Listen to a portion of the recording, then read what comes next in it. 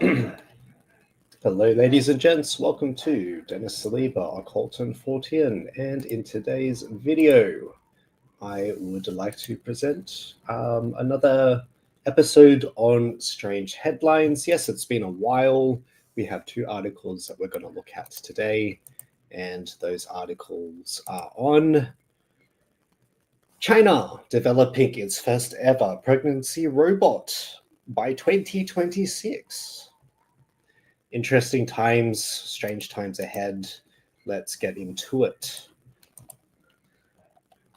So this is by nurse.org. China develops first ever pregnancy robot. Could it replace human surrogates? Published on the 21st of August 2025. So China is developing the world's first pregnancy robot designed to carry a baby from conception to birth using an artificial womb. Critics say the technology, what they call the technology, unnatural. It raises concerns about ethics, maternal connection, and long-term health risks. I wonder if they're also factoring epigenetic risks within that as well.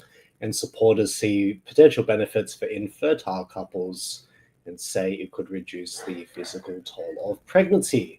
So China is developing a world-first pregnancy robot capable of carrying a baby to term and giving birth, an innovation that could reshape reproductive health, infertility treatment, and ethical debates around motherhood. So the pregnancy humanoid is being developed by Kaiwa Technology, led by Dr. Zhang Qifeng, and who is also affiliated with Nanyang Technological University. His vision for a robotic surrogate-capable full-term pregnancy was unveiled at the 2025 Robot Conference in Beijing, according to reporting from ECNS. Unlike traditional incubators, this robot is designed to replicate the entire process of pregnancy from conception to birth. So basically, an artificial womb is implanted into the humanoid's abdomen. A nutrient delivery system is connected through a hose. A lifelike interface allows interaction with the pregnancy robot. A prototype is expected as early as next year, with a target price of 100,000 yuan, or the equivalent of 14,000 American dollars as of 2025 prices. Artificial womb technology is already in a mature stage, Dr. Zhang told Chinese media. Now it needs to be implanted in the robot's abdomen so that a real person and the robot can interact to achieve pregnancy. Interesting.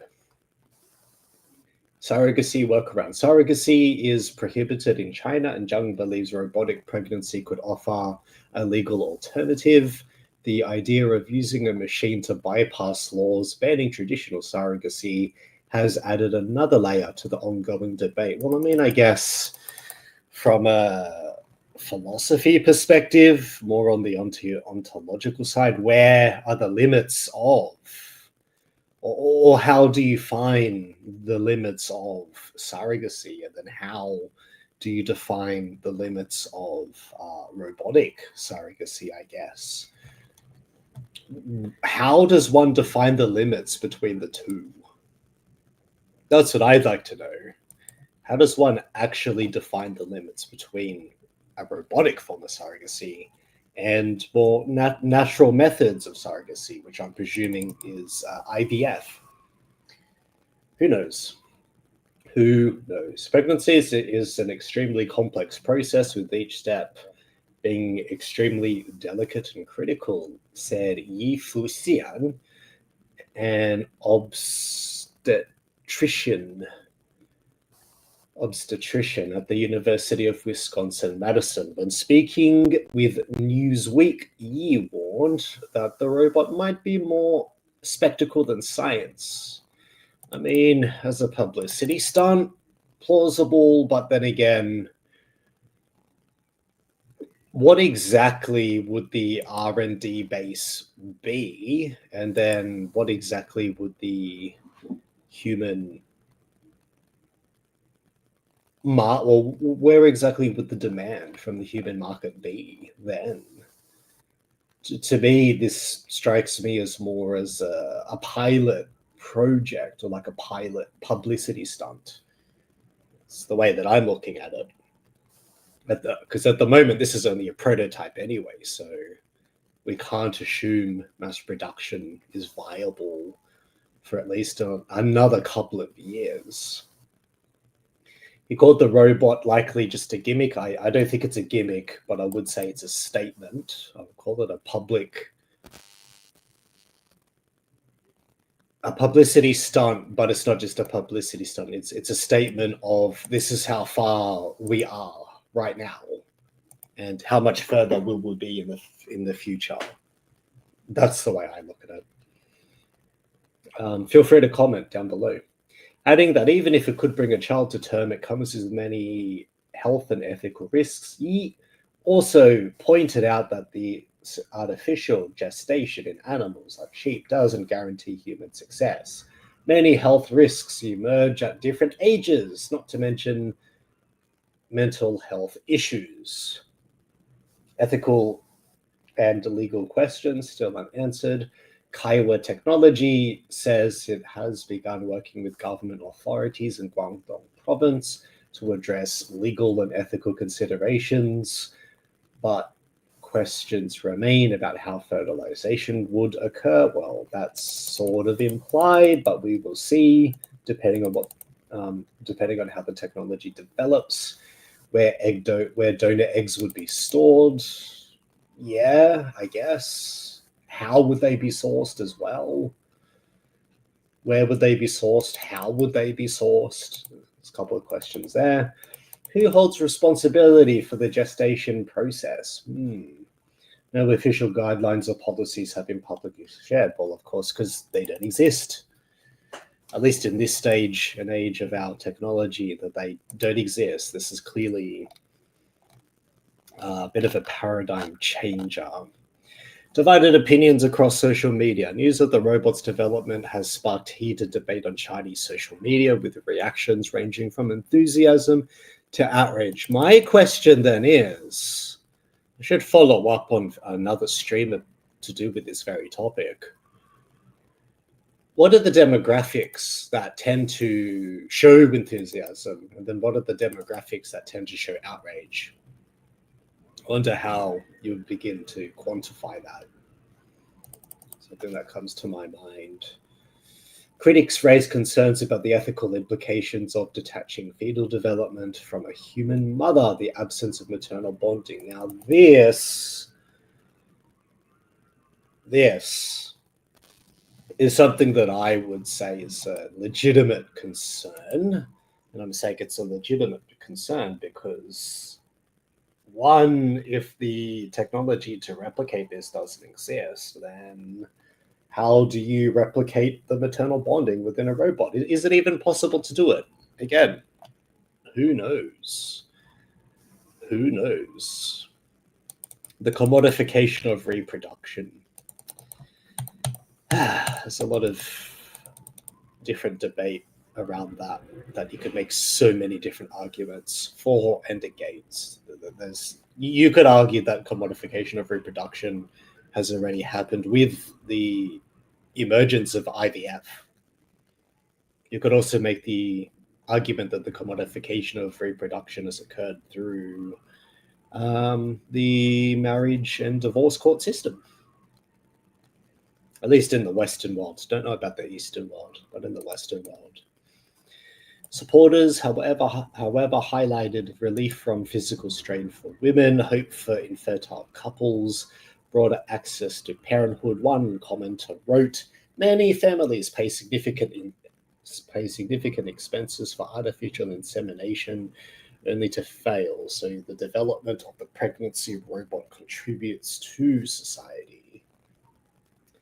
Another point is that the science isn't entirely new. Researchers have already made progress in artificial womb technology. In 2017, a team in Philadelphia developed a biobag, a device that acts like an incubator, allowing premature lambs to grow in an environment similar to the womb. I've covered this article Not on this channel, on a former channel that I used to have. I used to have a journalism channel before this, but I decided that the occult stuff was much more viable and just better than dealing with political issues all the time. I've covered that very article on my previous show before this one.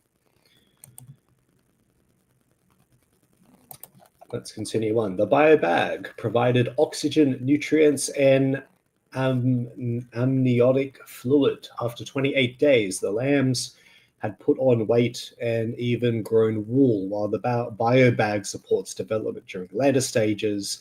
The pregnancy robot aims to take that concept further, supporting fetal growth from conception to full-term delivery.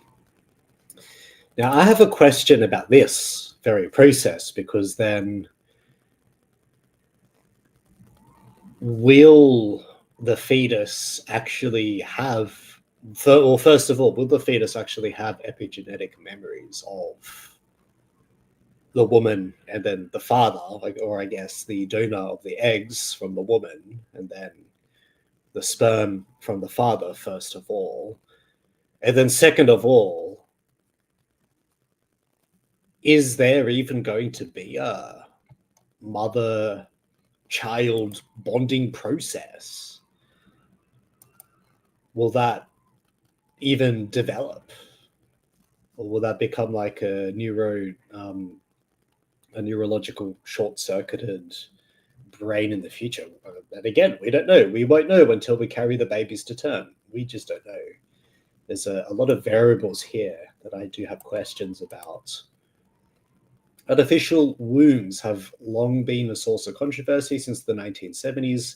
Of course, it's a feminist. Feminist activists like Andrea Dworkin have raised concerns about removing reproduction from women's bodies and what that could mean for gender equality. Of course, it's a feminist activist, though.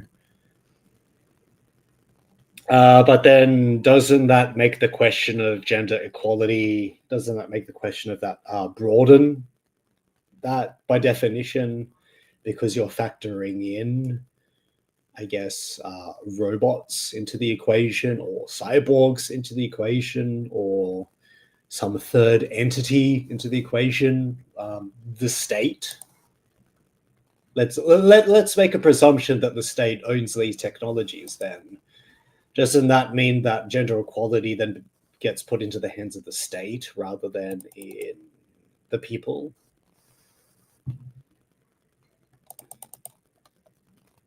Who knows? More importantly, researchers at the Hospital of Philadelphia noted that such technology could have broader social impacts. A concern is that it could lead to the devaluation or even pathologizing of pregnancy and may diminish women's experience of deriving meaning, empowerment, and self-fulfillment from this unique aspect of female biology. Now that, again, from a natural law perspective, that's a legitimate argument I would say yes to, in terms of a natural law perspective, in a natural law framework. My critique is that this type of technology is taking the self-individuation, empowerment, meaning self-fulfillment of the reproductive process out of the hands of the human being, and it's putting it in the hands of the technocrats, the state, the technocratic system behind it. It's inherently removing this aspect from female biology into the hands of the technocratic state. That's my criticism of this technology, actually, from a natural law framework perspective. Why China is leading this innovation. China is raising an infertility crisis, with rates climbing from 11.9% in 2007 to 18% in 2020. That's only going to increase further as we go into 2030 as well. That's going to go exponentially go up. Apparently, also, China has something like 20 or 30 million more men than women, and the men are still not marrying the women. nationally. So, you know, the manosphere called it out. I'm just highlighting it in this particular context of this article. It's only going to increase further. Well, I'd like to see the updated statistics for 2025 and 2030. In response, some local governments have expanded insurance coverage for fertility treatments like IVF and artificial insemination. Developing a robot surrogate may be part of broader national efforts to combat low birth rates to make reproduction more accessible. I don't think it's going to work. I don't think it's going to work. And the reason being is in the sense that those types of declines tend to be exponential, and the time to have fixed the root of the problem was before the spiking of the infertility rates, at least from a statistical perspective. But again, please let me know in the comments. Let me know in the comments down below. Let me know in the chat. Just let me know what you think. I think for myself, in my perspective, that the time to have combated those low fertility rates was before they started to become exponential. And again, these things might operate on a cycle too. We have to consider that too. All right, so this is from OC Academy. Now, just a little note about OC Academy. This article was automatically generated from publicly available sources, and it's provided for informational and educational purposes. OC Academy does not exercise editorial control or claim authorship of this content. It is not a substitute for professional medical advice, diagnosis, or treatment. But there are citation or publicly available citations here at the bottom of the article if you are interested in reading this further. I don't think it's a peer-reviewed article, but it is nonetheless quite interesting, and it kind of puts this article into a broader perspective. All right, the future of birth, China's pregnancy robot with artificial womb. Published on auto-generated on the 19th of August, 2025. So, as Zafir mentioned earlier, China is on the verge of unveiling a groundbreaking innovation, a humanoid robot designed to achieve pregnancy by hosting a fully functioning artificial womb. The pioneering work by Kaiwa Technology in Guangzhou, slated for a 2026 debut. We'll see what 2026 brings. Aims to revolutionize reproductive science. Dr. Zhang Qifeng, the project lead, announced at the World Robot Conference in Beijing that the scientific foundation is already robust, with the next phase on focusing on integrating the technology into a robot for interactive pregnancy. I think this is a proof of concept. It's a proof of concept, but it's also a policy statement saying that we are capable of producing this. Doesn't mean it will be adopted in wide use, but it's still a policy statement in the sense that we can produce this, we are capable of producing this, we have a solution on hand. Indeed, this ambitious project builds upon existing advancements in ex utero gestation. The concept of an artificial womb is not entirely novel. It is a sophisticated machine that replicates the uterus's environment, complete with artificial amniotic fluid and a tube serving as an umbilical cord for nutrient and oxygen delivery.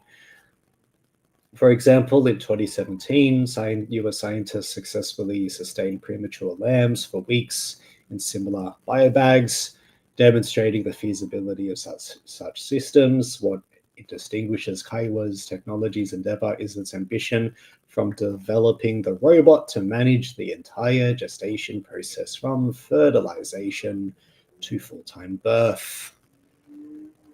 Oh, yes, I remember now. Sorry, guys, there's a car speeding in the background. I remember now. Under ethical grounds, those lambs were forced to be terminated after, I think it was 6 to 8 weeks. They were terminated after 6 to 8 weeks because American fertility laws do not allow you to reproduce an animal to term full term because it's illegal. Those lambs were terminated after 6 to 8 weeks. I remember the article now. Furthermore, this solution is projected to cost around £11,000. Oh yeah, that's pounds. Significantly less than the conventional human surrogacy options. Addressing infertility with artificial womb technology. The impetus behind this rapid movement stems from a surging infertility crisis, particularly in China. That's another thing I have a question about. Is the offspring from an artificial womb going to have its own infertility issues, which makes the whole exercise redundant anyway? It's another question that I have. In 2007, infertility affected nearly 12% of couples in China, a figure that escalated to 18% by 2020. Millions of couples face disappointment despite undergoing costly IVF cycles and artificial insemination processes. In India, for instance, approximately 22 to 33 million couples of reproductive age struggle with lifetime infertility. The prevalence of infertility in India recorded at 18.7 per 1,000 women. That's reasonably high. That's actually quite high. For at least 5 years, according to the National Family Health Survey from 2019 to 2021, this growing burden. We all know what happened there. We know what happened there. Can't say that one too loud. I might get flagged by a certain organization, a WHO organization. This growing burden underscores a critical need for alternative reproductive solutions. Proponents argue that a pregnancy robot could offer a viable path to parenthood, providing hope where traditional methods have failed. Navigating ethical and societal concerns.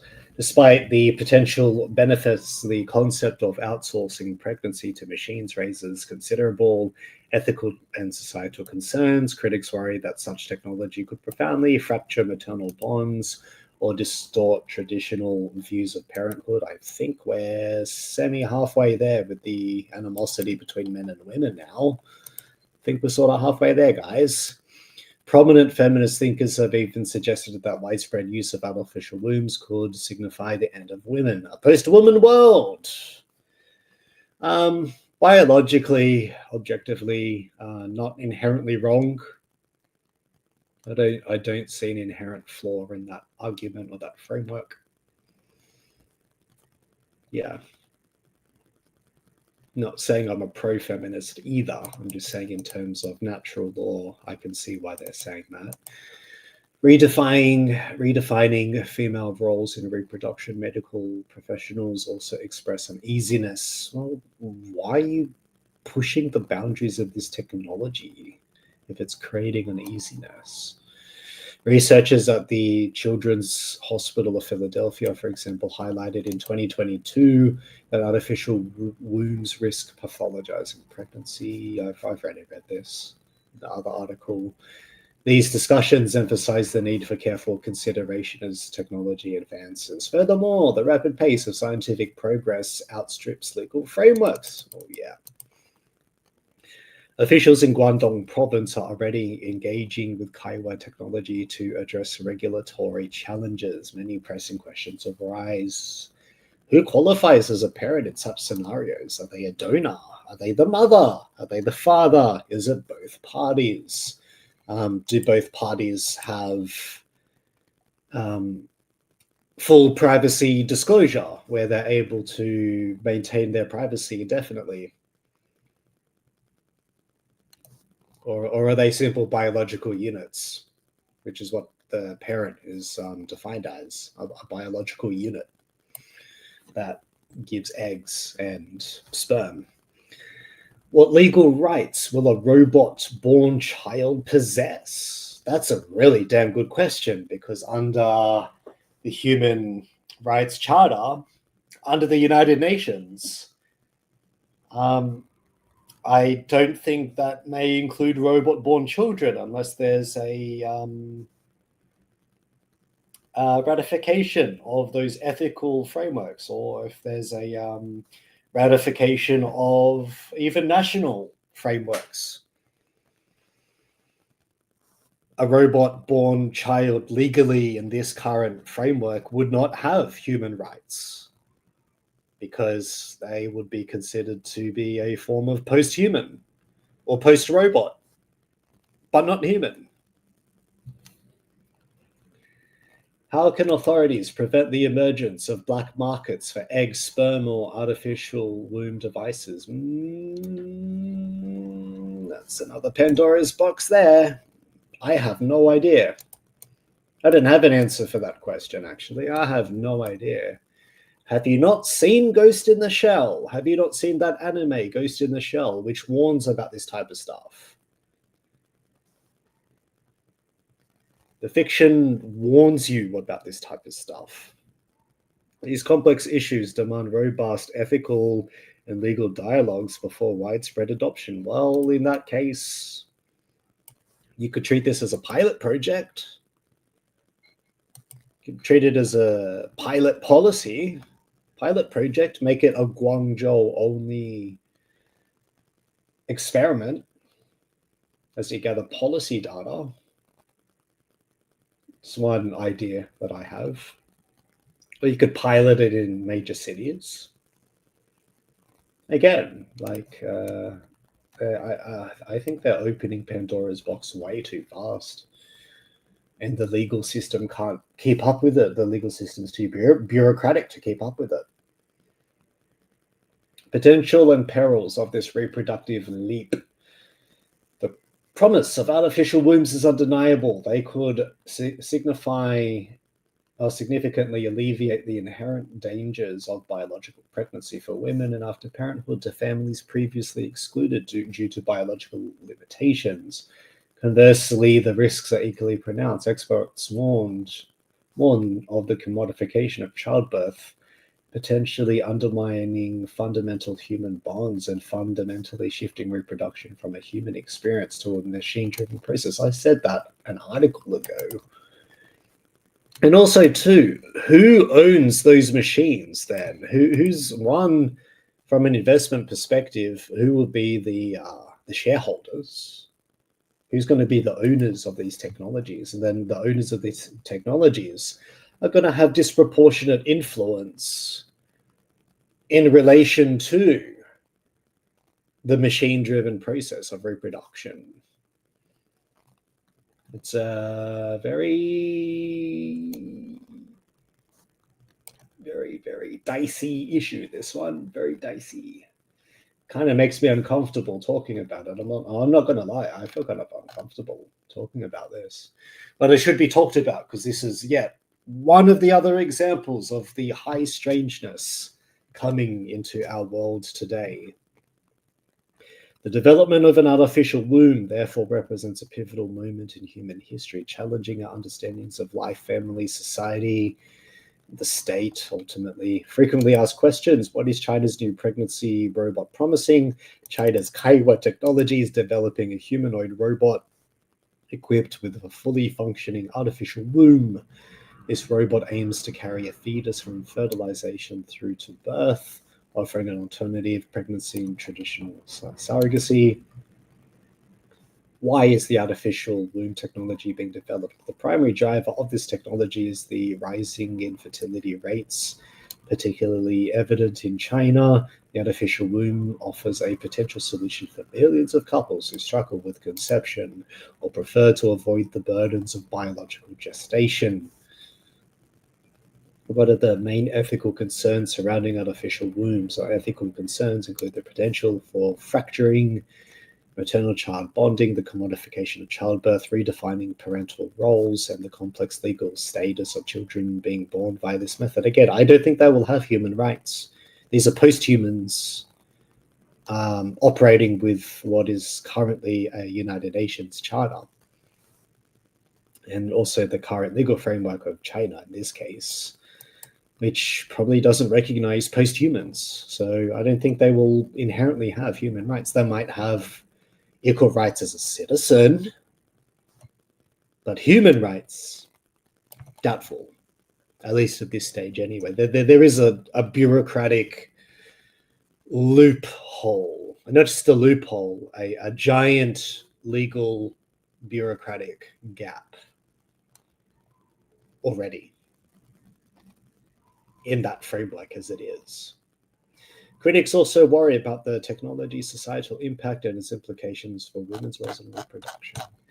Very interesting articles, very interesting issue, this one. I've covered a similar issue to this before on a previous channel, which is no longer active, my journalism channel.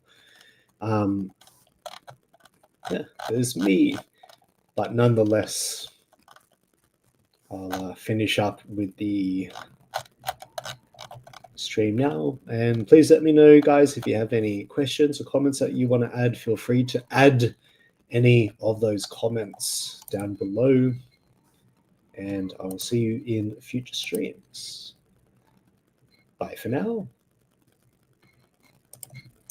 And take care.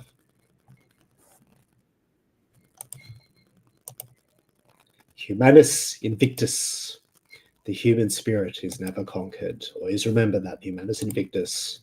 Human spirit never conquered.